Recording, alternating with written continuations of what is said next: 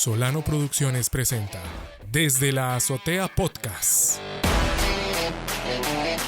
El podcast donde todos quieren estar porque tienen algo que contar.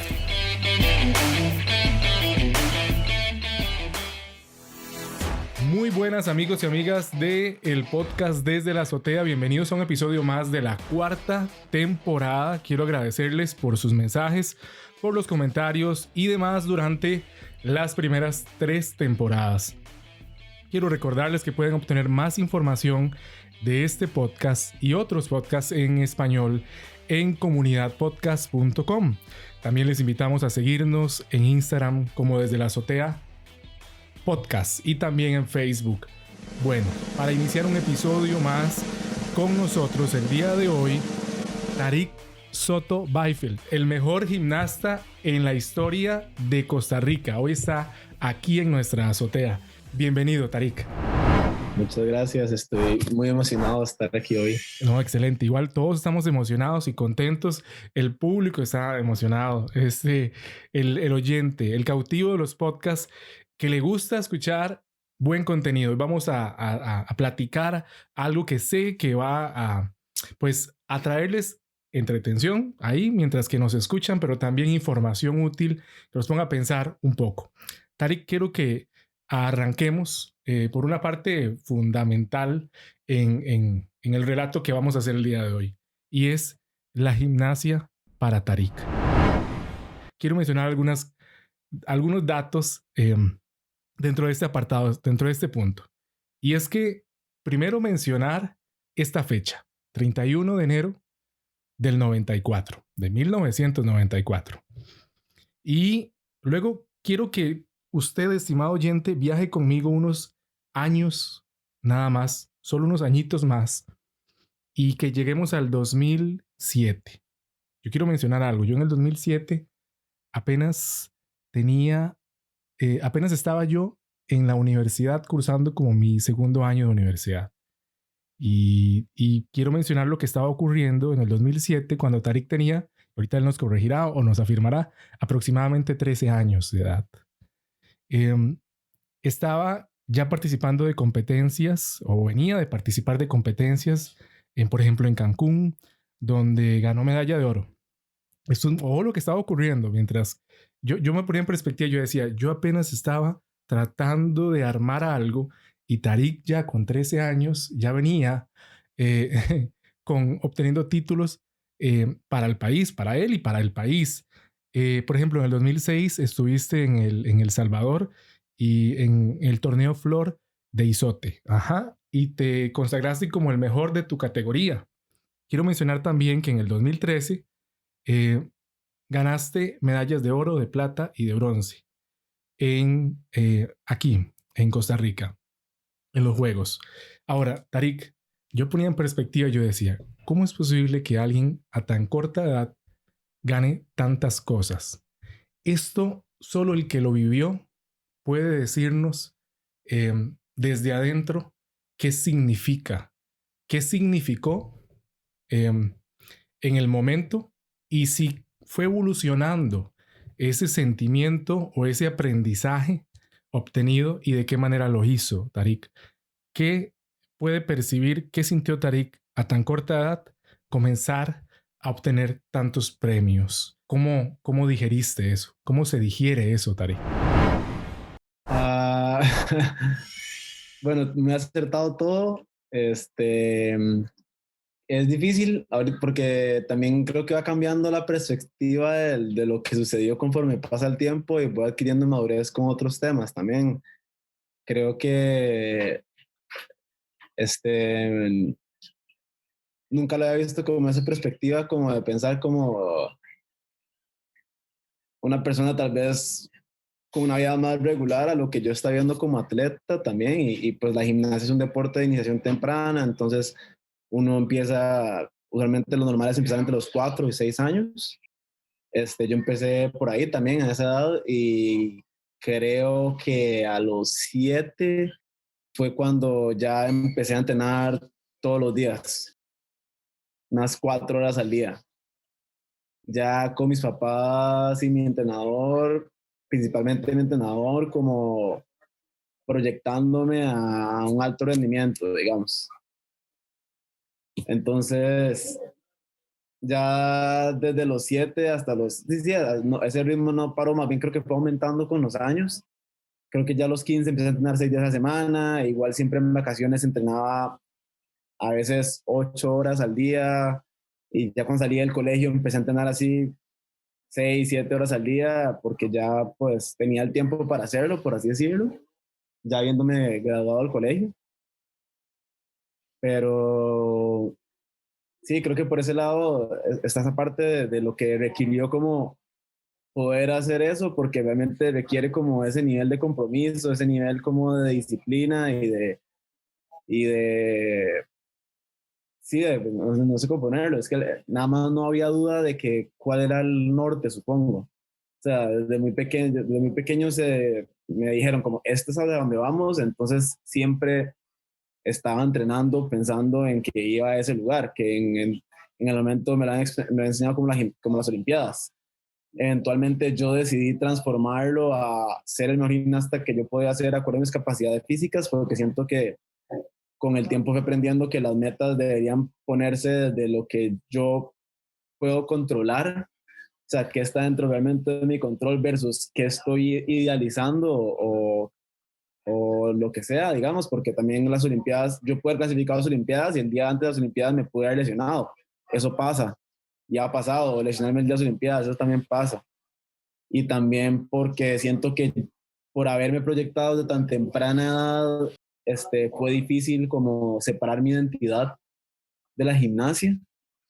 Entonces, el ver el fracaso, entre comillas, de no haber clasificado a las Olimpiadas, este, cuando mi identidad estaba tan apegada a la gimnasia, fue como duro.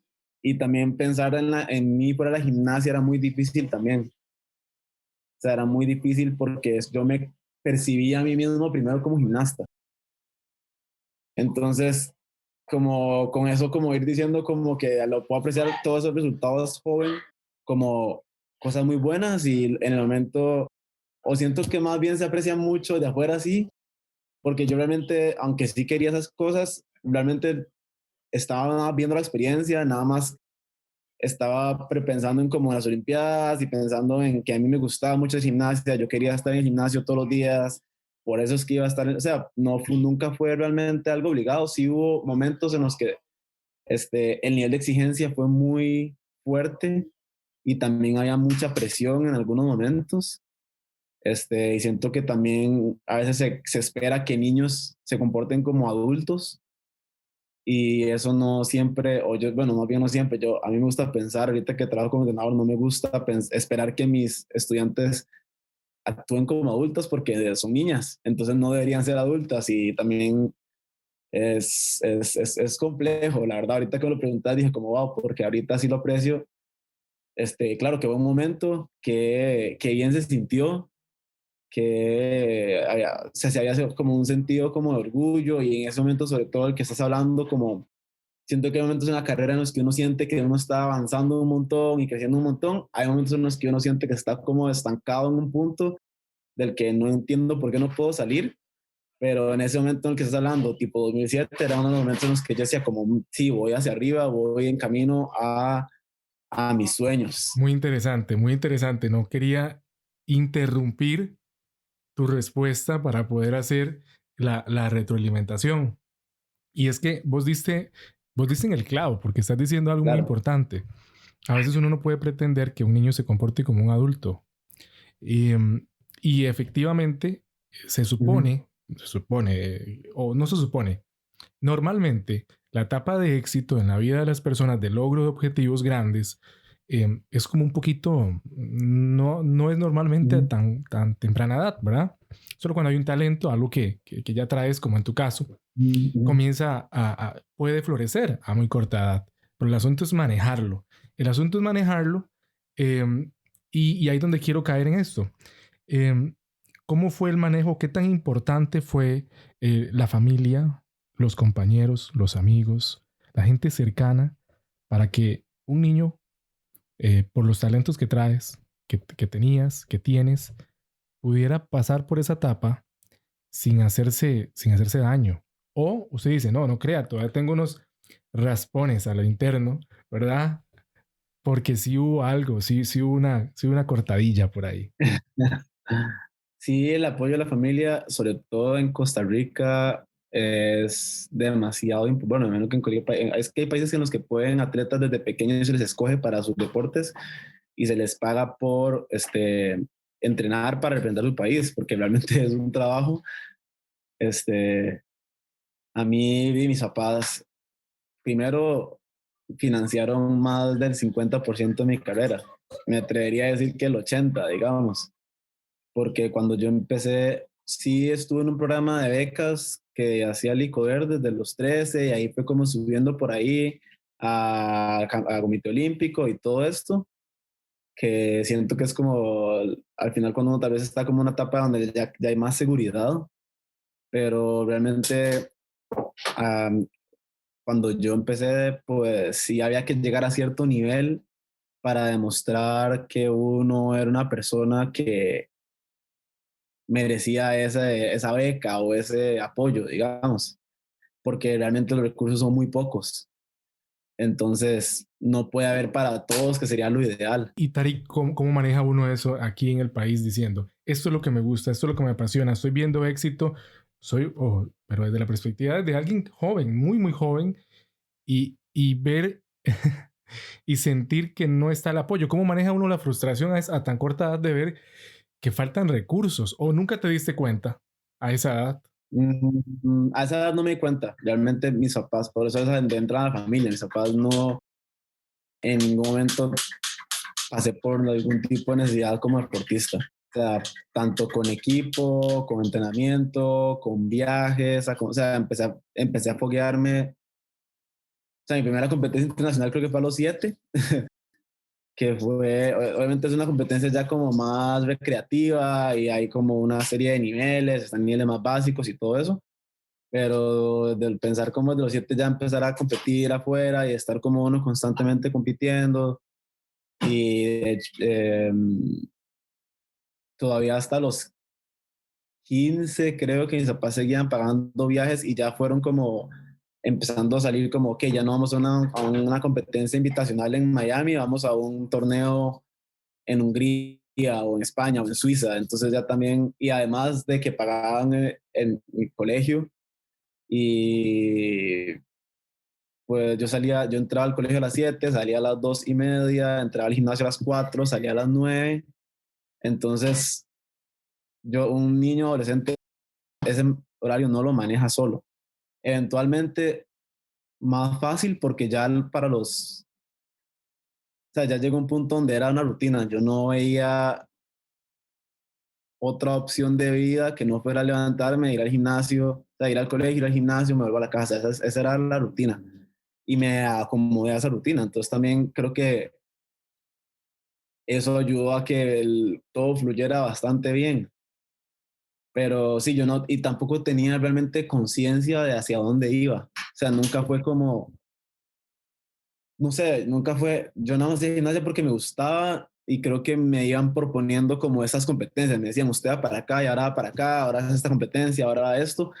Nunca fue como ya tal vez más adulto cuando dije como que ahora sí, bueno, ya ahora estoy decidiendo que esto es lo que yo quiero hacer. Entonces yo soy el que busca las competencias que quiere ir, yo soy, y obviamente pues hay un proceso en el que hay que proponer al Comité Olímpico y así, que se daba la ayuda y todo, pero era más algo que yo, hasta que yo decía como, no, no, yo voy a buscar estas competencias porque me sirven para fogueo, para lo que sea, versus cuando era pequeño que si era como, no, ahora vas a esta competencia, ahora vas a esta competencia, ahora esta, ahora esta. Entonces, creo que fue como, y eso lo dirigía mucho mi entrenador en ese momento. Entonces realmente yo nunca estuve como al tanto a veces como que ni siquiera de la seriedad de lo que estaba haciendo. O sea, no sabía lo que representaba estar ganando medallas en Cancún a los 11, no sabía que era la primera vez que gané unos Juegos Centroamericanos, no tenía la menor idea, mis primeros Juegos Panamericanos, no tenía realmente tampoco conciencia de la magnitud de evento en el que estaba. Entonces también esa parte me parece muy interesante, pero sí, la familia es indispensable. O sea, es indispensable. Tarik, hay una frase que vos dijiste y la voy a leer textual. Decías, dijiste en algún momento, Y si no, ahorita desmentimos al medio que lo publicó. Poder ganar tantas medallas me tranquiliza. Me tranquilizó, perdón. Aunque las personas hacen más presión porque esperan más. Eso se supone que fueron una réplica tuya después de una racha ahí, ¿verdad? Cuando obtuviste en los centroamericanos muchas medallas. Sí, creo que eso fue, o sea, suena como algo que pude haber dicho. Y creo que también, bueno, en mis primeros Juegos Panamericanos eh, hubo muy mala prensa. Se habló muy mal de los atletas costarricenses y había, o sea, hubo un atleta que hasta casi se agarra con un otro, con un periodista, porque realmente era como muy, o sea, era como con malas intenciones. Inclusive me acuerdo que en ese momento hubo una columna en algún periódico que decía a los que fueron a hacer el ridículo. Wow, no puede Y ser. salía una lista de atletas y explicaba, o sea, como poniendo un resultado, sin contexto alguno de la realidad de ese atleta, sin contexto alguno de la realidad nacional del al país, de los países en los que estaban compitiendo, o sea, sin ningún tipo de contexto, nada más ponía como esta persona le fue así, no sé, quedó de tal lugar y no ponen cuántas personas están compitiendo, no ponen cuál fue el proceso clasificatorio para poder estar ahí, porque no es una hora que yo me inscribo y Sí, voy. O sea, sí. no ponen cómo vive esa persona aquí, que tiene que entrenar, trabajar, estudiar, mantener a la familia, o sea, que esa es la realidad de muchos deportistas también. Entonces creo que de a mí eso me generó mucho choque, digamos, yo tenía miedo de que eso fuera lo que de tener salir en el periódico y que saliera así como este mae fue a hacer un ridículo. Eh, Me imagino que eso lo dije después de San José 2013. Ajá, correcto. Muy bien. Y cuando antes de esa competencia tuve un año muy difícil a nivel deportivo. Yo ahorita lo veo como un burnout, como y ya no podía más. Llegué a un límite de cosas que han sucedido dentro del deporte que me llevaron, o sea, que ya yo no podía manejar más emocionalmente y tuve que tomar como un descanso, tuve muchos roces con mi entrenador, este, tuve una lesión meses previo a la competencia, entonces realmente no esperaba mucho de mí para esa competencia. El, antes de, antes de la competencia tuvimos como controles con el equipo de gimnasia y no, o sea, no me fue bien tampoco. Entonces no tenía como realmente expectativa alguna de mí mismo, pero sentía expectativa de las demás Ujú, personas. ujú, ujú. Y sí, igual a mí siempre como atleta me gustaba complacer a Nicoder, al Comité Olímpico, a la Federación, como que siento que eso es algo que se crea mucho, como este sentido de responsabilidad en los atletas, entonces que debemos estar demostrando que merecemos esto, que yo siento que pues obviamente es importante que haya un estándar, pero siento que el simple hecho que esté uno tomando las medidas en la vida, tomando las decisiones, tomando los sacrificios, como se quieran ver, para poder estar ahí, creo que nos hace ya como merecedores de ese apoyo. No siento que debería ser algo que se ponga siempre en cuestión, sabiendo que el deporte es algo que es o sea, que el desempeño a veces hay mucha fluctuación y por situaciones Ujú, externas. ujú, O sea, un burnout, yo jamás hubiera esperado que iba a tener un burnout a los 18 años. ujú. Increíble, increíble. Por eso es que estabas viviendo lo que la gente vivía en 40 años, lo viviste en 18, 19, 20. Estabas comprimiendo muchos eventos muy rápidamente. Eh, Sí, y entonces ahí es donde voy yo. Y ya como diciendo, ¿cuál pudo haber sido, Tarik, la experiencia más grande que te dejó la gimnasia? Porque hubieron muchas experiencias, pero vos seguro decís, esta nunca la voy a olvidar. ¿Cuál fue? el Mundial del 2015. Si hablamos de competencias, diría el Mundial del 2015, porque en San José 2013, después de San José, o sea, cuando yo estaba compitiendo en San José 2013, yo realmente lo que estaba pensando era, gracias, ya me puedo retirar, esta es mi última competencia de mi vida. O sea, no quiero saber nada más de este deporte nunca más. Más bien competí en San José 2013 porque le prometí a mi papá y a mi entrenador que iba a competir en San José 2013. Realmente yo ni siquiera ya había tomado la decisión de que ya me iba a retirar. Entonces me pidieron que siguiera hasta ahí y fue por eso tanto una lucha para competir ahí, porque me estaban presionando, porque sí, mi entrenador nunca dejó de presionar en ningún momento. O sea, no hubo ningún momento en el que hubo como algún tipo de consideración al burnout, sino que fue siempre como, vamos, vamos, vamos, vamos. Y entonces, dice, la presión era mucha. Entonces ya yo y ya aparte estaba acumulando, a ver, no, porque también se me han puesto todas las Olimpiadas desde muy temprana edad y a los 17 no clasifiqué a mi primera Olimpiada. Después de competir en mi primer mundial, el primer mundial que competía a Costa Rica. Entonces también creo que eso me golpeó mucho y era algo que me tenía que, o sea, como que fue mi confianza y mi fuerza que yo te comentaba que venía a los 13, fue como bajando. Entonces, y me sentía estancado.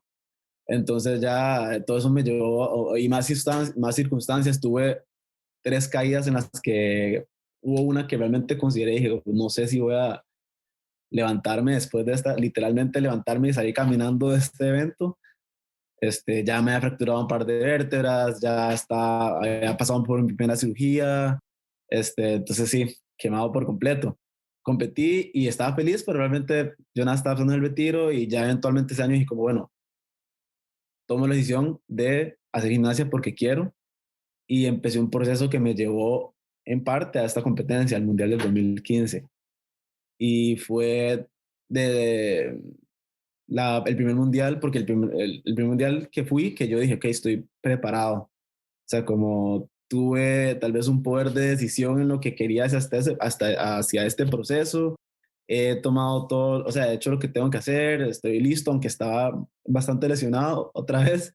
No, o sea, no bastante, pero estaba lesionado, pero funcional. Creo que así, creo que en gimnasia así, yo nunca he visto una persona en gimnasia que llegue a una competencia y diga como mi cuerpo se siente increíble, siempre hay cosas que pasan, esguinces, etcétera, etcétera. Pero competí muy bien, siempre estuve muy tranquilo y estuve muy preparado también. Tuve el apoyo, siento yo, y la preparación que amerita ese tipo de competencias. Estuve en campamentos, tuve fogueos previos a la competencia. La competencia en Europa, creo que la primera vez que competía en Europa y podía estar más de una semana antes de la competencia, entonces llegué como ya aclimatado, a veces uno le toca, mi primer mundial en Japón me tocó literalmente llegar esa semana y competir esa semana con 15 horas de diferencia. Entonces fue como el primer mundial en el que me sentí como un atleta profesional y se reflejó en los resultados, clasificar el preolímpico, que también fue una experiencia muy buena, pero es distinto, o sea, no, tampoco la voy a olvidar porque el nivel de experiencia que me brindó fue increíble, pero no sé si no podría decir que es mi mejor recuerdo de la gimnasia. Yo estaba repasando videos que están en YouTube tuyos y algunos le dan hasta ganas de llorar a uno porque uno dice que increíble. O sea, qué, qué, qué, qué bonito, qué chiva, qué demasiado bueno. Gracias. Ahora yo quiero preguntarte de toda esta etapa, de los momentos buenos, de los momentos de los otros, jamás me atrevería a decir malos, sino de los otros. Uh-huh. ¿Cuál fue el aprendizaje que la gimnasia te dio que a vos te quedó para aplicar siempre en la vida? ¿Verdad? Porque esto todo ocurría dentro de la esfera, dentro del ámbito de la gimnasia. Tenía que ver con... Pero ahora, viendo que ya eso avanzó, ya transcurrió, ¿qué de la gimnasia y de todos esos momentos buenos y de los otros aplicas ahora en tu vida? Podría decir tal vez dos, porque por un lado siento que todo lo que hice en gimnasia lo puedo aplicar a mi vida y es algo que jamás podía ver porque estaba muy metido ahí, pero ya conforme iba sacando digo, oh, wow, sí, esto que saqué de gimnasia, la disciplina, el orden, la organización, las metas, establecer metas, o sea, planificar, o sea, como son muchas cosas que yo, claro, todo esto me sirve para la vida y que para mí eso es el deporte. El deporte es para darnos herramientas que podemos traducir a una vida, siento yo, balanceada. Pero de fijo que tal vez ahorita lo que más trato como recordarme, porque sí es difícil ahorita estar fuera de algo que le dio sentido a mi vida por 20 años, es que es confiar en que trabajo que se lleva a cabo durante el proceso eventualmente va a dar frutos, sobre todo pensando en que ahora voy a hacer algo distinto y saber que me encuentro fuera de lo que se siente ya cómodo para mí y también lo que yo como, que eso fue algo que me costó mucho retirarme, Ujú. como ahora voy a empezar de cero después de haber construido ya algo, o sea, como que yo sentía que tenía algo construido en el que le dediqué demasiado tiempo y ya lo veo aquí, cómo dejo esto para empezar algo nuevo y a veces me encuentro, a veces en momentos que como, creo que voy a volver a hacer gimnasia, voy a hacer un comeback y después digo como, no, no, o sea, como a veces estoy en esa lucha porque ahora quiero tener nuevos proyectos, pero es como decir, como, bueno, cuando yo tenía 10 años, jamás estaba visualizándome compitiendo en una final, en unos Juegos Panamericanos o en una Copa del Mundo, compitiendo en un mundial siquiera, o hablando y compartiendo con gimnastas que yo vi cuando estaba niño, o sea, como, entonces es como confiar de que si sigo trabajando hacia lo que quiero, y seguro o entendido de qué es lo que quiero alcanzar, mi trabajo me va, o sea, como este trabajo, este proceso eventualmente va a dar frutos. O sea, Ujú. esa paciencia, digamos. Muy bien. Excelente, excelente, Tarik. Gracias porque sos sincero y honesto en la respuesta. Yo creo que esto es muy importante, ¿verdad? Poder entender los procesos en la vida y recalcarlo, porque muchos quieren llegar, muchos quieren el éxito, ¿verdad? Pero quieren ahorrarse el camino, ¿verdad? Quieren ahora todo así, todo en microondas, rápido, 30 segundos y ya. Y es bueno, especialmente hacer énfasis en esto y que ahí el oyente que está escuchando diga, qué bien, qué montaña rusa de situaciones, eh, pero hubo un montón de trabajo adentro, ¿verdad? Eso Sí, es muy importante. Ujú. con eso que decís, con eso que decís también me hace pensar como, y es algo que yo también le digo a mucho a las chicas que les doy clase, es como, entonces, a veces hay que replantearse qué es lo que uno quiere, porque esto, y sobre todo hablando del éxito, y también siento que hay como que redefinir el éxito porque nos presentan una imagen de lo que es, pero es a veces como decir, como, sí, yo quiero ser gimnasta y por eso cuando yo decía, quiero ser gimnasta, eso implica entrenar 36 horas semanales, eso implica estar entendido de que voy a tener lesiones en las que me voy a tener que operar y estar bien con eso. O sea, es como saber que hay cosas que no van a ser tal vez las que uno va a disfrutar al máximo, pero sabiendo que es parte de lo que yo quiero, esto implica lo que yo quiero, entonces encuentro formas de atravesarlo con la mejor actitud posible o con la mejor visión del momento posible. O sea, me puedo pensar como lesiones, es la que más me queda a mí como llegar a un punto en el que sí, como estoy disfrutando del proceso de recuperarme de una cirugía, como eso es parte del proceso, ¿no? Entonces también creo que eso es importante ahora que decís como, quiero llegar a esto, pero no quiero atravesar eso, entonces tal vez realmente eso no es lo que quiera llegar, es tal vez una proyección o es, no sé, como que siento que es bueno, nos ayuda como a replantearnos, porque a veces yo sí decía como, esto es realmente lo que quiero, o sea, como cuando me estaba preguntando ese tipo de cosas o cuando tomé la decisión de retirarme, es decir, como, ya no quiero esto. O sea, ya no quiero, esto implica estas cosas que ya yo no estoy dispuesto a hacer. Entonces, creo que es un momento para decir, listo. Wow, increíble. Quiero que avancemos porque el tiempo avanza muy rápido, es increíble. Sí. Y quiero que podamos conversar sobre los mentores en la vida tuya, que puedas comentarnos nombres. Sí, creo que en ocasiones, en muchas ocasiones que te han entrevistado, que has tenido la oportunidad de conversar acerca de tu carrera, has hablado sobre esas personas, ahorita has mencionado nombres inclusive, eh, que vos dices, creo que fueron fundamentales, creo que fueron mi mentor, creo que fue el que, el que me impulsó a seguir, a hacerlo. ¿Quiénes fueron, Tarik? Um, Tendría que empezar por mis papás de fijo. O sea, mi papá Carlos Soto, mi mamá Nuri Byfield, porque creo que es hasta involuntario que terminé aprendiendo muchas cosas de ellos. Son mis papás, son con los que crecí, los que me criaron.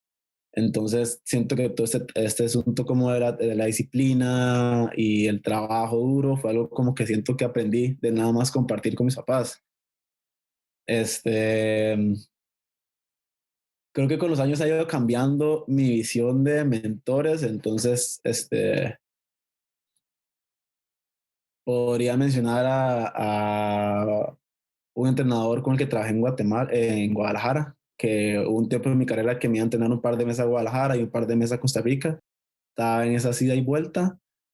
Eh, Se llama Emilio Sagré, era un entrenador cubano, es un entrenador cubano increíble, gimnastas increíbles de la selección cubana, fue el gimnasta olímpico también y fue entrenador de la selección mexicana, o sea, fue alguien que realmente, yo creo que mucha gente recuerda más mi carrera por San José 2013 porque fue aquí, fue en Costa Rica, fueron los Centroamericanos y fueron todas las medallas, pero yo jamás diría que ese fue el mejor rendimiento de mi carrera.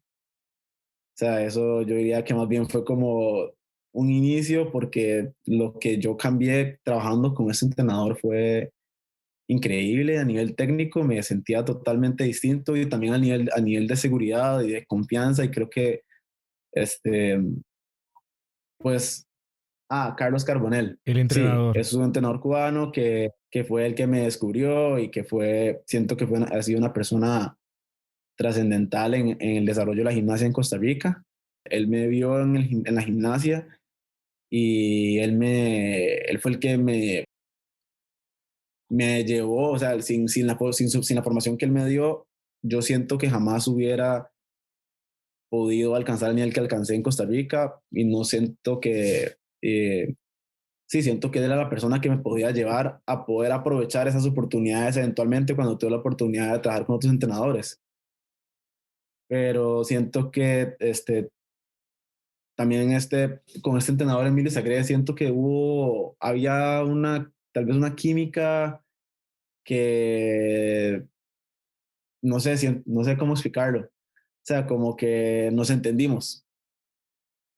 Y me ayudó mucho a crecer y me ayudó mucho a creer en mí y como, porque siento que a veces por el ambiente que se manejaba aquí en la gimnasia y que a veces tiende a ser muy competitivo y creo que tiene que ver mucho con las pocas oportunidades que hay, o sea, somos ciertas personas luchando para alcanzar el apoyo que hay para una persona, entonces siento que tal vez eso hace que haya un ambiente un poco tóxico a veces, no a veces, la mayoría del tiempo, entonces nunca sentí como en Costa Rica como este sentimiento de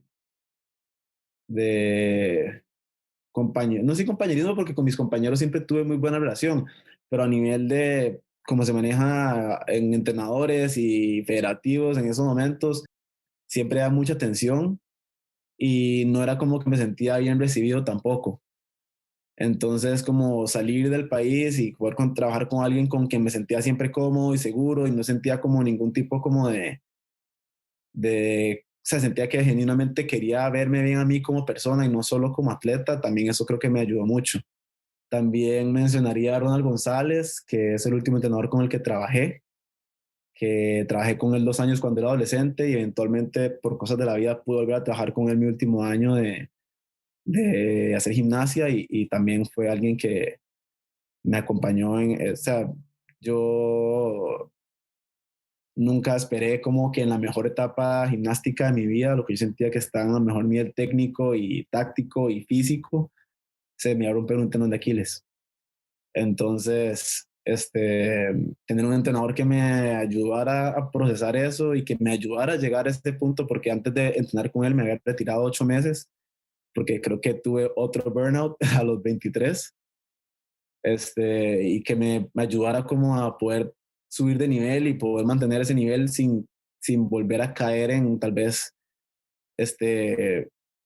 yo diría hasta comportamientos autodestructivos a la hora de entrenar, este constante tal vez autoflagelo de estarme castigando cada vez que cometí un error, o sea, llegar a un punto en el que pensar en entrenamiento como, sí, cometer un error es inaceptable cuando uno es un humano, tener un entrenador que me pudiera como mantener balanceado y aterrizado, creo que es algo muy importante. Y también creo que coincide con este entrenador pasado, que es esa sensación de que se preocupa por mí como persona primero. Él quiere verme tranquilo, bien, en el entrenamiento, como esta sensación como, ok, usted no viene aquí a pasarla mal, o sea, uno no viene aquí a sufrir. Y pues en momentos de mi niñez y de adolescencia se sentía así, o sea, como había días en los que yo no quería estar en el gimnasio, que llegué a odiar la gimnasia y creo que no se trata de eso tampoco, para nada. Increíble cómo experimenta uno frustración a tan corta edad que uno diría, no, hombre, eso, a uno cuando está joven, uno no pasa esas cosas. Se pasan también, ¿verdad? Qué importante que lo mencionas. Y bueno, ahí están, ya quedó consignado sus mentores.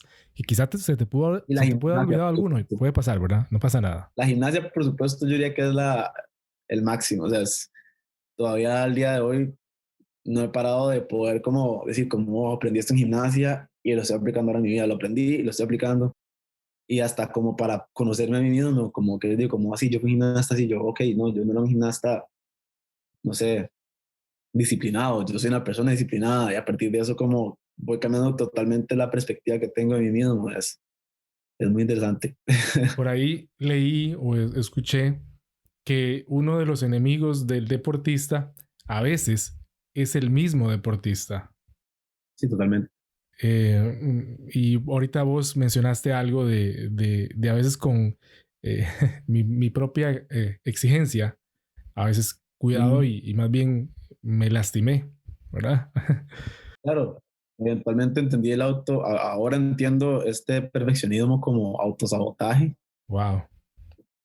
que es algo que trato como de compartir a la gente con la que entreno, bueno, a las personas que entreno y a la gente que veo en el gimnasio más joven, como porque realmente uno no está haciéndose ningún bien en ese momento. O sea, realmente no estoy aportándome de ninguna forma, lo único que ya estoy en el piso y yo mismo me estoy dando patadas en el piso y estoy arruinando lo que me queda de entrenamiento, estoy arruinándome el día, o sea, no estoy haciendo nada de beneficio, no estoy mejorando en nada, nada más estoy castigándome.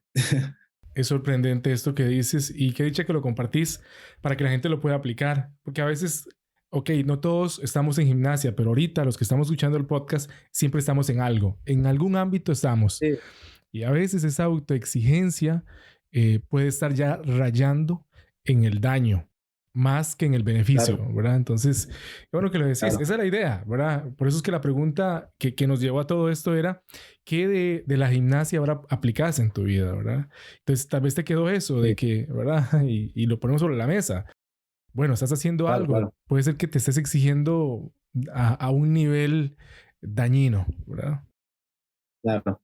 Excelente. Tari, quiero que avancemos al siguiente punto. Ya estamos entrando a la parte final de este episodio y quiero que mencionemos un tema que vos has abordaste hace poco, estuviste en un podcast con Alejandro, un podcast hermano, y quiero que lo pongamos sobre la mesa y podamos comentar algo al respecto. Vos siempre tienes un punto muy acertado.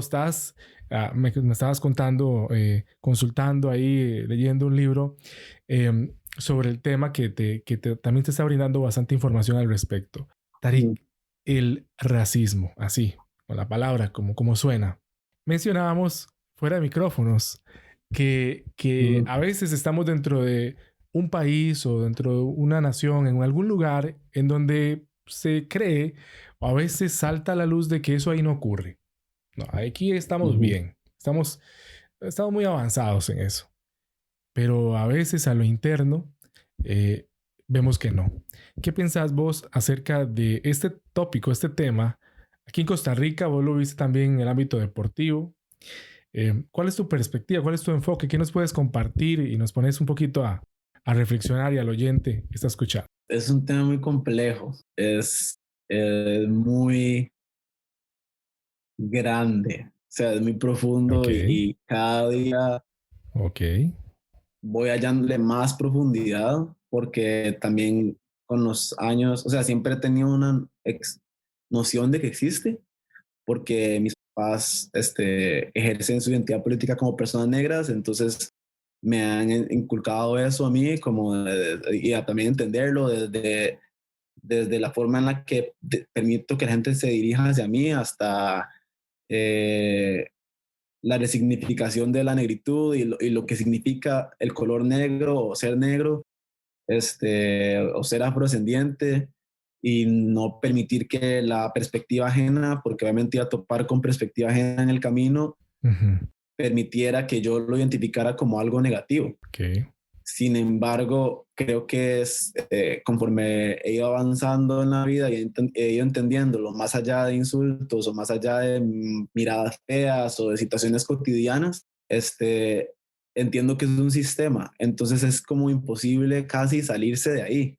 Y no digo, o sea, digo casi para decir que es imposible, porque también creo que ahorita que hablas de esa noción de yo, eso no es de ahí, eso no es de aquí, eso es de solo ciertos lugares, este, o pensar yo no lo soy, yo no soy racista, entonces es pensar que estoy por encima de una construcción que me lleva siglos a mí, o sea, que estoy en esta tierra. O sea, pensar que yo de la nada puedo nada más no ser racista cuando todo el Estado y la estructura y el sistema ha sido racista, cuando nuestros países, o sea, durante la época colonial se estaban, o sea, hicieron sus riquezas a partir del trabajo de mano de obra esclava, que fue sacada de sus países, que fue despojada de su nombre, de sus creencias, de su persona, digamos, se les quitó esa dignidad, se les quitó ese,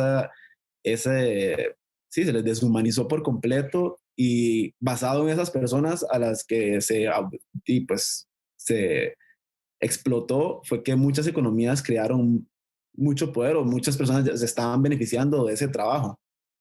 Y como todas las leyes conforme fueron avanzando, la invisibilización, que es lo que hablábamos ahorita, está leyendo este libro que estamos hablando, el de la esclavitud africana en Costa Rica, del señor Bulgarelli, y como habla de que en los censos hasta empezó a ni siquiera tomarse en cuenta a las personas negras, entonces se metió en esta categoría de pardos y también se habla de cómo había comercio ilícito, entonces tampoco se podía realmente hacer un, un conteo verdadero de personas negras porque hay personas que tenían esclavos sin haberlos reportado a la corona, como se refería en ese momento, entonces como todo esto que sabemos que sucedió en Estados Unidos también sucedió en nuestro país. Tal vez se desarrolló diferente al pasar del tiempo, pero hablamos de esto, ahorita hablaba con vos de esta visibilización y de esta, eventualmente pensar por falta de la historia, porque realmente no se enseña la historia de las personas afrodescendientes en Costa Rica, entonces no hay conciencia ni siquiera de cuál es verdaderamente el trayecto que han tenido las personas afrodescendientes en Costa Rica y por eso se piensa muchas, y porque he topado con mucha gente que lo piensa así, se piensa que las primeras personas afrodescendientes llegaron a Costa Rica de Jamaica en los años 1900, 1800. Entonces, eso implica que no se sabe que aquí hay personas afrodescendientes de la colonia porque las personas europeas viajaron con sus esclavos, con personas en condiciones de esclavitud, y eso se supone que reafirma el hecho de que hay personas negras no solo en Costa Rica, sino en toda América Latina, en toda América. Entonces, di que la gente ignore ese tipo de cosas, visibiliza el hecho de que realmente o sea, se estaba eliminando a la población afrodescendiente, se estaba tratando de eliminar, invisibilizar para seguir alimentando esta creación de la identidad blanca del país. A partir de ahí, eso, pensar que uno no va a... O sea, obviamente si uno ignora todo eso, va a pensar que eso no puede pasar por uno, digamos, si yo digo, sí, si yo ignoro que aquí hubo comercio ilícito, bueno, comercio de personas en condiciones de esclavitud, se ignoró que el hecho de que no se tomaba en cuenta en censos. Todavía escuché el otro día, hay una activista afrofeminista que se llama Tanisha Swaby, que hubo problemas con el INEC para que se pudiera hacer como esta parte de autoidentificación, y creo que eso fue hace no mucho tiempo, es reciente, siglo XXI, si no me equivoco. Entonces, ¿cómo realmente vamos a pensar? O sea, eso nada más demuestra que eso viene desde un punto de ignorancia y es por falta de educación y creo que eso nada más refleja todo el problema, como no se sabe absolutamente nada, no sabemos dónde estamos, cuántos somos, no se nos ha tomado tal vez en cuenta en en la historia del país porque no se comparte y no se enseña, no se ve en el colegio, nunca uno lo entiende y por eso es lo que hablaba ahorita con vos, que no veo como una representación mía a lo largo de mi niñez aquí. Por dicha ya crecimos en una época en la que el internet y la televisión, entonces puede haber a personas como Nelson Mandela, como Barack Obama, Michelle Obama, poder entender, saber de casos históricos reflejados en la historia de Estados Unidos, pues saber de un Martin Luther King, de Rosa Parks y de muchas otras personas que han sido personajes importantes a lo largo de la historia, y poder ver muchos artistas, Michael Jackson, Beyoncé, etcétera. O sea, como poder tener acceso a esas personas y a deportistas, inclusive, como que digo, como bueno, hemos hecho cosas en la historia del mundo, pero no las puedo ver reflejadas en mi país. O sea, no, pues obviamente he podido conocer a personas increíbles, afrodescendientes a lo largo pero porque he tenido la chance yo de conocerlos. Es no la realidad para todas las personas afrodescendientes. Porque no, y lo único que había antes en representación era un libro que lo que hizo fue alimentar estereotipos de las personas afrodescendientes, alimentar chistes y pues como se enseña en la escuela, cómo van a pensar que soy racista también. O sea, cómo yo a ser racista si aprendí esto en la escuela también. O sea, creo que al final es todo un punto como de ignorancia, y por eso te digo como lo de más profundidad, conforme uno va investigando más, uno va diciendo como, wow, es que también hasta qué punto nos lo enseñan como, sí hubo esclavitud, pero se acabó la esclavitud, y a partir de que se acabó la esclavitud, todo está perfecto. Cuando ni siquiera hay reparaciones, que es lo que se habla de movimientos activistas en cuanto a por qué nunca los estados nunca le pagaron a los descendientes de esas personas que hicieron todo este trabajo que aportó un crecimiento importante a la economía del país, y eso nunca se vio reflejado y no existe tampoco.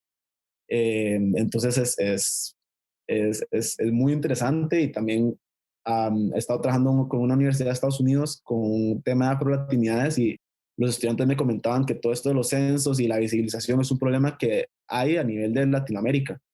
Entonces, pensar que todo eso está sucediendo en el mundo alrededor de nosotros y decir como no, eso no es de aquí, aquí jamás va a pasar, es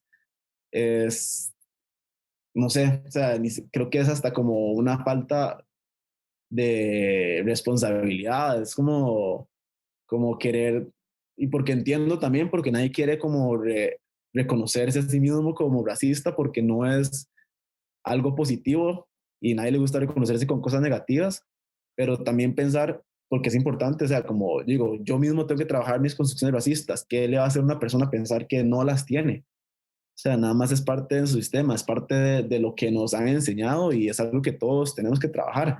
Y eso lo aplico también, como decir, yo también tengo que reconocerme como hombre, que tengo mis privilegios de género, y también como he sido machista, misógino, o sea, muchas otras cosas, y cómo vivir en una sociedad donde no está pensada en lo más mínimo para personas con discapacidad, como yo pensar que yo no tengo ningún tipo de construcción o como yo no pienso que no tengo como una responsabilidad, o no aprovecho mi privilegio para ayudar a personas que yo sé que que no tienen las mismas oportunidades ni los mismos derechos que yo. Entonces creo que por ahí va como lo que digo como de lo complejo, porque en serio abarca demasiados temas, y es mucho más profundo que solo pensar que yo digo, dije un insulto a una persona negra y yo no insulto a las personas negras, o yo no les hablo feo. O sea, como que, o ya que eso a mí no me hace racista, es mucho más profundo. Hay que investigar demasiado para poder entender hasta qué nivel lo podemos tener arraigado. Digamos, pensar que en algún momento era legal poseer personas por su color de piel, y era ilegal que esas personas buscaran su libertad. Creo que no es tan fácil de quitar con solo decir como ya no es esclavitud, y peor pensar que hay gente que ni siquiera sabe que aquí hubo esclavitud. Entonces es como que, ¿cómo pensar que yo no soy racista si no sé nada del racismo, no sé nada de la historia, no sé nada de estas personas? Pero aún así creo que tengo la potestad de decir y opinar y actuar y de negar la realidad de esas personas al mismo tiempo, porque eso es algo también que lo que me ha pasado a mí mucho, como hablar de esos temas y que haya gente que me niegue y que me diga que no, o sea, o que me hagan tener que probarles, o que me comparen con estereotipos de lo que ven en Hollywood tras de eso.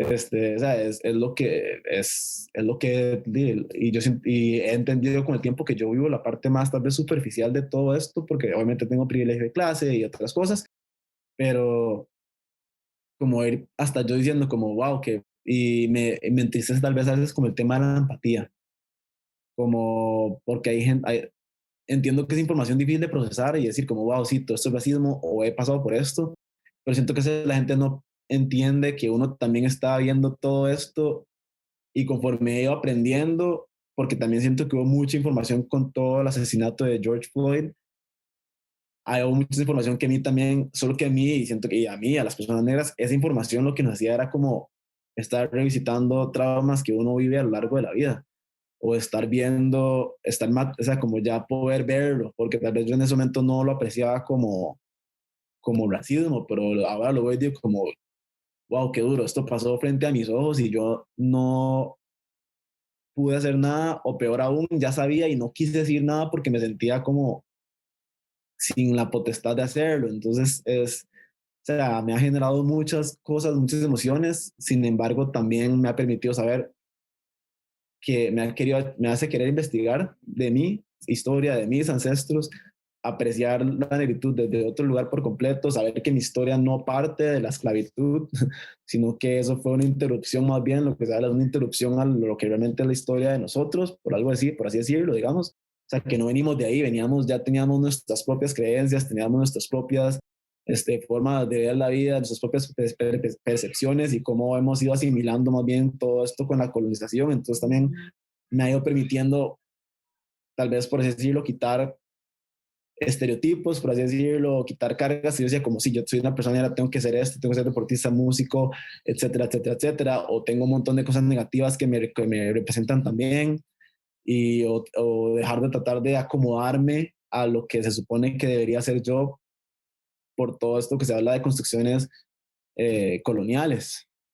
Y también como realmente sentir un orgullo de quién soy y querer ser un aporte y poder también aprovechar para ayudar porque a veces tenía como el sentido como de luchar a veces contra personas que no querían realmente ser educadas al respecto, versus pensar en dar esa información que para mí ha sido como no solo reveladora, ha sido importante para mi crecimiento como persona. O sea, como estos últimos años o este último año, haber aprendido tanto acerca de mi cultura, haber aprendido tanto acerca de mi realidad y la realidad de otras personas, me ha permitido sensibilizarme demasiado, que ha sido un proceso conectando con la gimnasia, ha sido un proceso como de reconectar con esa parte, porque sí me desconectó mucho por ahí, me convertí más en un casi robot y ahora como que me ha ido como acercando más a esta humanidad y no sé, siento que me ha hecho crecer muchísimo. Claro, no es como que estoy agradeciendo pero es como más una idea también de ver el poder que tengo como persona y el valor que tengo y el derecho que tengo al respeto o sea, como, y siento que hace eso obviamente no se aprecia afuera, porque es como decís ahorita, como hablábamos de la gimnasia, la gente puede ver esto, pero es totalmente otra cosa y no puedo vivir la realidad de otras personas por lo que no puedo tampoco negarla. Tarik, es impresionante, ¿no? Eso es como para hacer una temporada de episodios. Pero quiero como para redondear este punto, ya para entrar ya a la parte final, al apartado final. Eh, como la gente a veces dice esto, va a decir algo y lo que va a hacer es alborotar el panal, ¿verdad? No, no.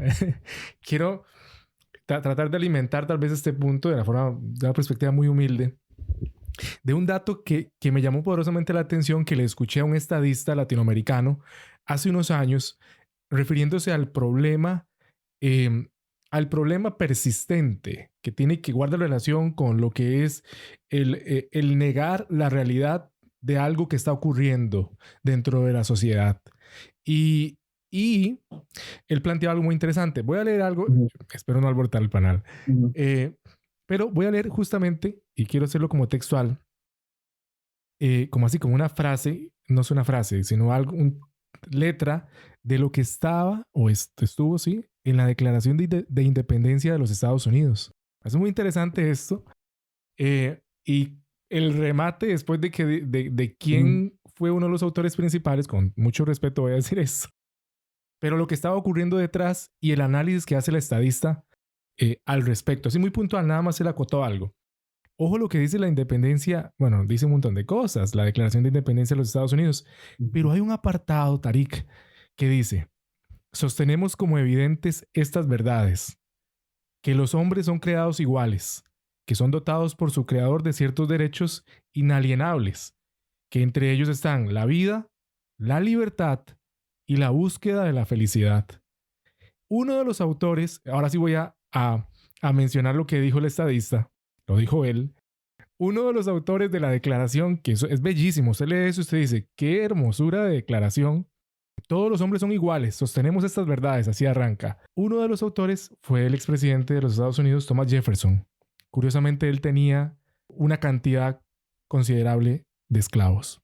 Lo que él apuntaba es que lo que ha ocurrido, decía él, Claro. o él apuntaba que en ese momento o hay ciertos grupos de poder que dicen sí, que mantienen un discurso de que todos los hombres son iguales, pero que consideran que ciertas personas no son hombres. O sea, como que esos no son, somos nosotros, esos no son personas. Es increíble, dice. Y es algo que está incrustado y que se ha querido ignorar, pero ahí está. Y es necesario hablar de estas cosas, porque pareciera que hay un grupo de personas que están solo viendo desde su perspectiva solamente, y por eso es que ni siquiera quieren darse cuenta o dan el espacio para que otros reflexionen al respecto, ¿verdad? Porque simplemente no lo consideran. Dicen, no, no, todos los hombres son iguales, pero nosotros, ¿no? Ellos no. Pues ve, ocurrió en ese momento en Estados Unidos y yo creo, decía el estadista, Claro. que es alguna realidad un poco escondida de nuestros países latinoamericanos. Entonces quería... Sí, Claro. con mucho respeto lo de... Yo estoy Sí, totalmente de acuerdo. O sea, pensando que muy Thomas bien. Jefferson en los años 1700, me imagino, por ahí andaba, este, eh, la esclavitud se da desde siglos antes de eso. Entonces, y se ha basado en un constructo que lo que está diciendo es que el color de la piel los hace menos humanos.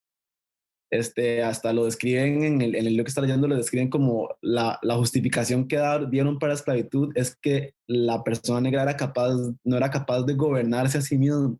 Entonces necesitaba de la superioridad blanca para poder, como que necesitaba que le gobernaran por eso.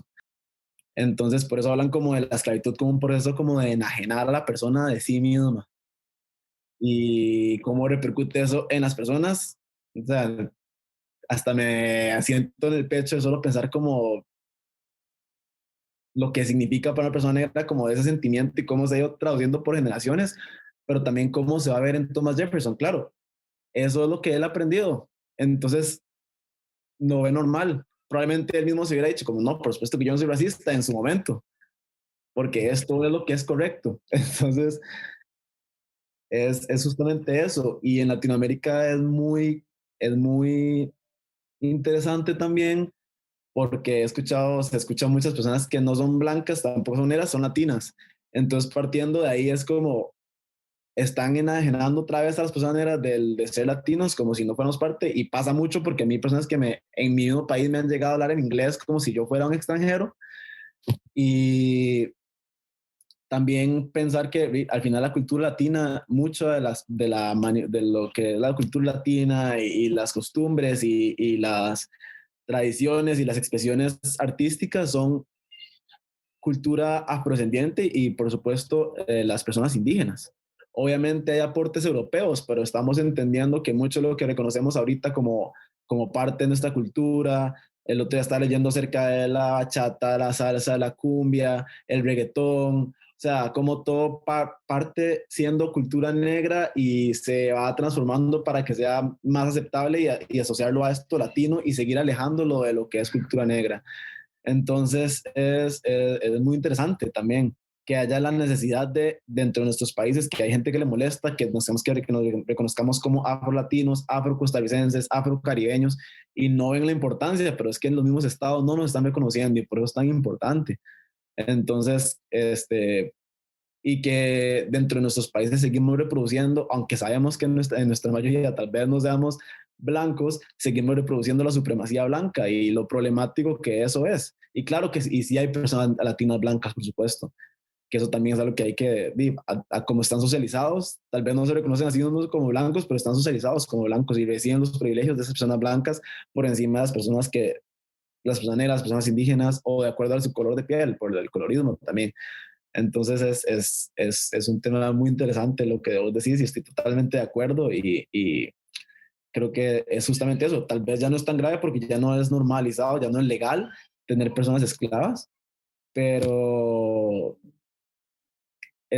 sigue constructos que, o sea, hay situaciones que todavía no permiten que realmente haya una visión real por parte de todas las personas que somos iguales. Y tanto en color de piel, como en género, como en clase. O sea, son demasiadas intersecciones de la cantidad de personas que no viven y no son reconocidos como seres humanos, aunque lo sean, y que no reciben los mismos derechos, realmente que se han convertido en privilegios porque no los tienen todas las personas y por eso se habla de privilegio, porque mientras no los derechos, mientras no los tengamos todas las personas por iguales, entonces se convierten en privilegios. Y eso me parece a mí que es algo inaceptable, por supuesto. Pero siento que también obviamente es difícil reconocer eso porque reconocer que lo soy, reconocer que hay, por ejemplo, o sea, reconocer que existe el racismo todavía hoy en día cuando tenemos entendido que es algo malo, pero sabemos que existe y reconocerlo implicaría también asumir sin responsabilidad. O sea, como, porque tal vez yo no estoy siendo parte del problema, pero tampoco estoy siendo parte de la solución y realmente a estas alturas eso me sigue siendo parte del problema. O por lo menos a mí me gusta verlo así. Yo lo veo así y así lo asumo, no solo con ese tema, sino con otros temas en mi vida, pero también siento que va conectado con parte de la gimnasia. En algún momento, entendiendo que tenía mis limitaciones a nivel de dinero y de apoyo y de todo, dije, bueno, y haciendo la comparación, obviamente en gimnasia, veía a los mejores del mundo y decía, bueno, ellos tienen 2 piernas, 2 brazos, estoy yo también haciendo, y estoy seguro que ellos están haciendo lo máximo para estar ahí, estoy yo haciendo lo máximo para poder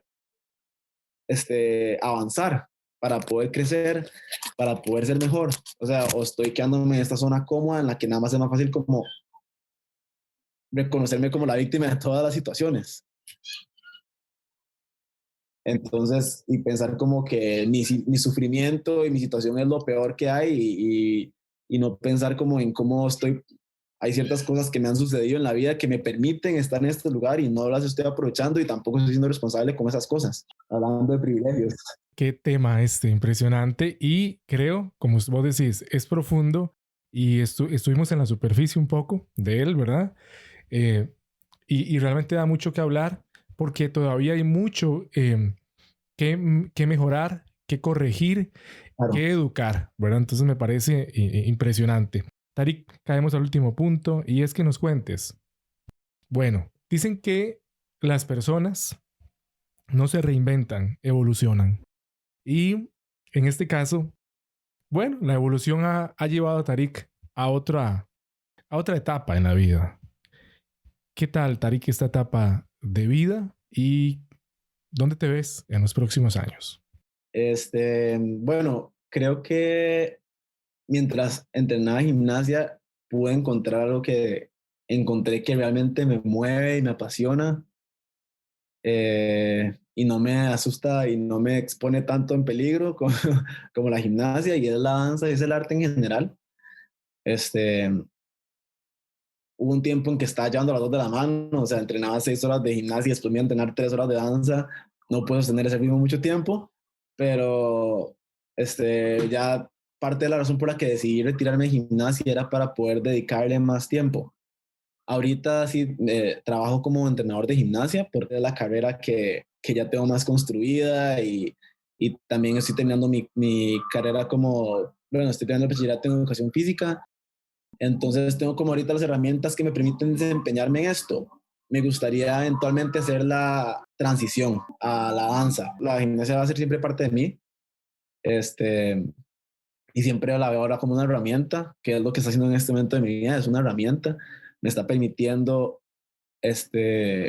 poder hacer una transición no de golpe, porque también pude haber tomado la decisión de decir, bueno, voy a pasar a ser bailarín y ver qué pasaba, que también pues, o sea, se puede, por supuesto que se puede, porque creo que en algún momento ahorita que hablaste de reportajes de antes, hubo uno que yo dije como que leí el otro día que mi abuela me hizo un álbum y con recortes de periódico y en algún momento decía, no se puede vivir de la gimnasia en Costa Rica.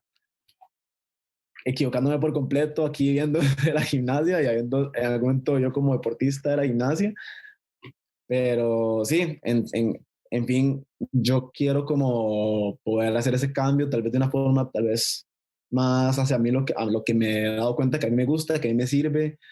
Me gustaría formarme más en la danza de una forma más profesional, tal vez, y que sí, como para poder tener más, igual, eso siento que me ayuda, como ahorita, como tuve toda esa experiencia en la gimnasia y toda esta formación, realmente desde lo más básico, o sea, que yo considero que tuve una buena formación, me permite ahora tener herramientas con la gimnasia con las que me puedo desempeñar tal vez distinto y me ha permitido tener un buen ojo para poder y hacerme crecer como gimnasta, digamos, y poder ver qué es lo que necesito yo para poder desempeñarme sano, más estudiar educación física. Entonces, como tener esas herramientas, este conocimiento, es lo que me ha permitido ahorita estar en una posición, siento yo, cómoda como entrenador de gimnasia en Costa Rica y podría aspirar a seguir, obviamente, creciendo en esa área, pero no es algo que realmente yo quiera. Me llama mucho más la atención la danza. No me quiero desligar por completo de la gimnasia y me gustaría más bien como empezar a involucrarme de una forma tal vez más en nivel de federación o como para poder seguir aportando, pero tal vez, o sea, no me veo, sé que el alto rendimiento implica estar 8 horas en un gimnasio, he hecho eso 20 años, no estoy interesado en hacerlo más, entonces más bien me gustaría empezar a formarme en la danza y ojalá buscar hacer carrera, creo que lo pensaría fuera del país, porque realmente en Costa Rica es complejo, es posible, pero es complejo y pues ver a dónde me lleva también.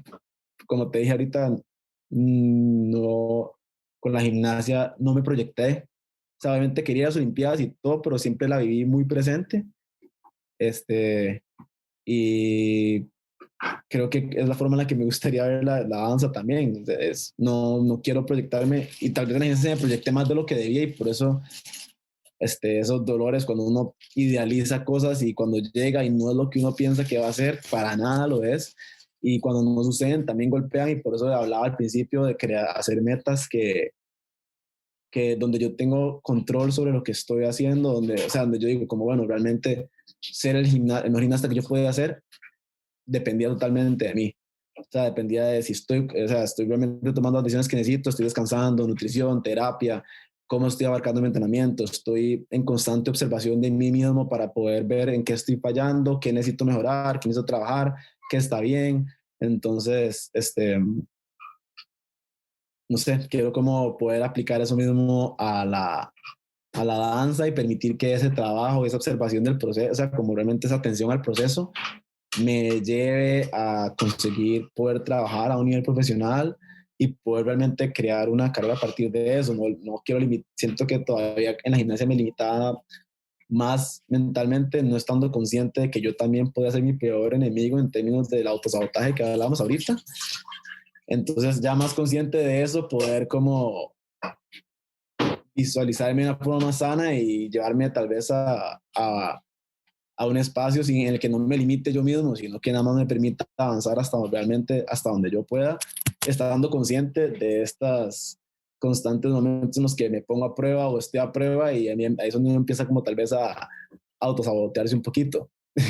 Igual todo esto lo he aprendido mucho con ayuda de tanto psicología deportiva en su momento como ahora ir a terapia y poder ir a un psicólogo y estar como también porque siento que necesitamos esa ayuda y creo que es importante como que alguien que nos ayude a tener perspectiva y a poder observarnos y aprender a observarnos y no solo estar como repitiendo patrones y repitiendo cosas, hábitos que tal vez no son sanos, pero no los podemos ver y a veces eso es lo que no nos permite avanzar, siento yo, que no somos capaces de vernos en el proceso y nada más estamos demasiado encerrados o cegados por lo que tenemos enfrente y no vemos que hay como, o sea, hay más por delante y hay muchas cosas pasando en ese momento. Es algo que yo le digo a veces, inicié esta analogía una vez.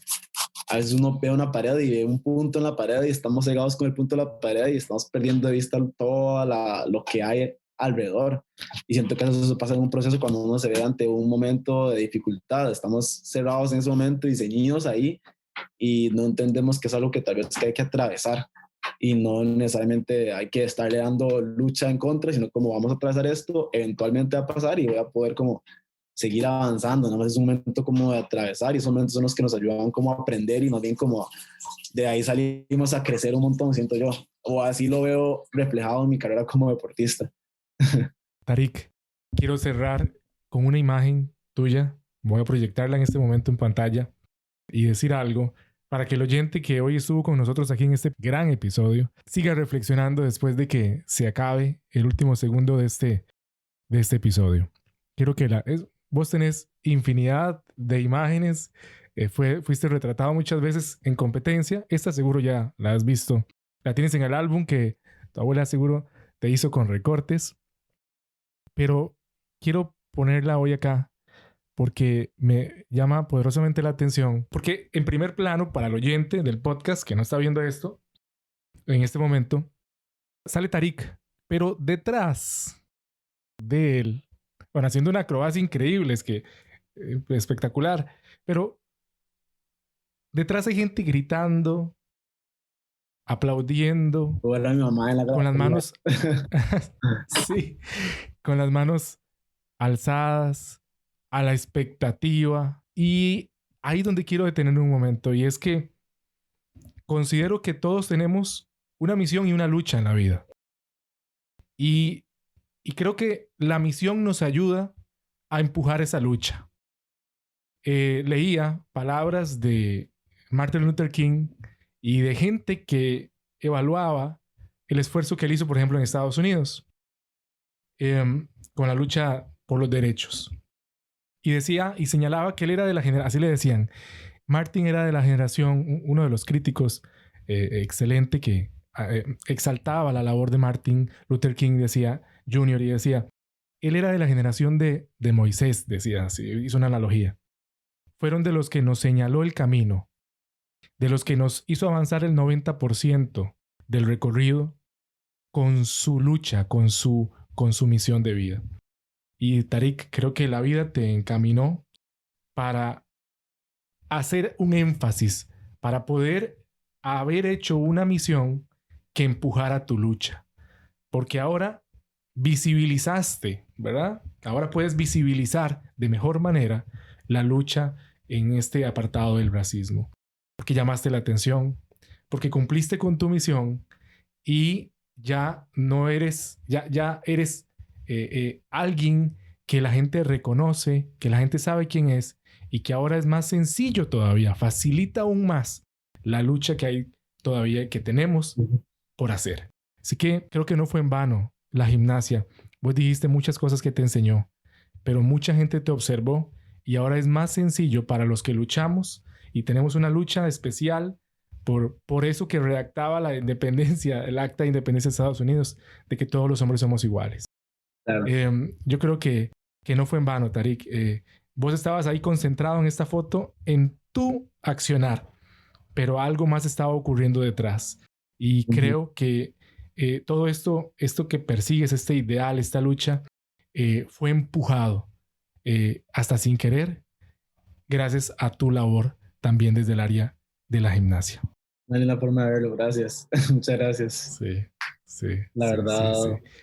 siempre creo que al final, retomando los mentores, creo que uno aprende demasiado de las personas que lo rodean, siempre, independientemente de que sean literalmente nuestros profesores o no, que es algo como muy importante, y también uno aprende mucho de uno mismo si uno se pone atención, y creo que también amarrando los procesos, porque ahorita que eso es como así, como cada vez que lo pongo en perspectiva y me pongo a ver, digo, qué loco, o sea, como en serio,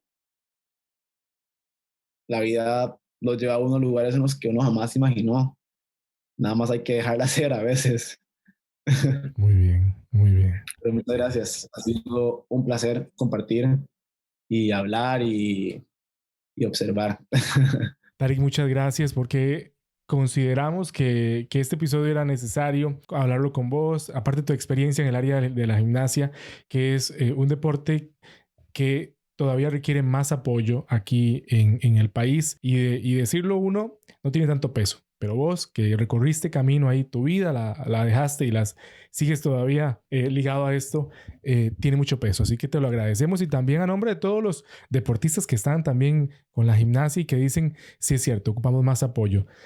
Tarik lo vivió y si él lo dice, es con mucha más razón. Y vea todo lo que pudo lograr con un apoyo limitado. Si nos dan más, podemos tener este referente que es Tarik y todavía querer lograr más.